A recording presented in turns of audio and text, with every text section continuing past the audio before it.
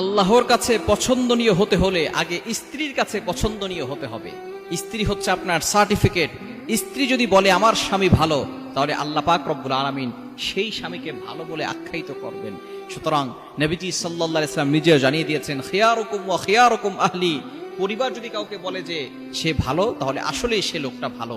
এজন্য স্ত্রীর সাথে ভালো ব্যবহার করুন, স্ত্রীর সাথে খারাপ ব্যবহার করবেন না।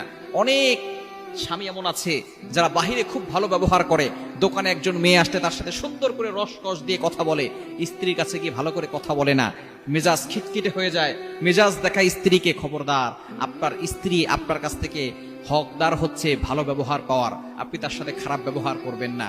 আপনার স্ত্রী হচ্ছে আপনার সার্টিফিকেট। স্ত্রী যদি আপনার জন্য বলে যে আমার স্বামী ভালো, এই সার্টিফিকেট যদি স্ত্রী দিয়ে দেয়, আল্লাহ পাক রব্বুল আলামিন এই সার্টিফিকেট অনুযায়ী আপনার জন্য জান্নাতের ব্যবস্থা করে দিবেন।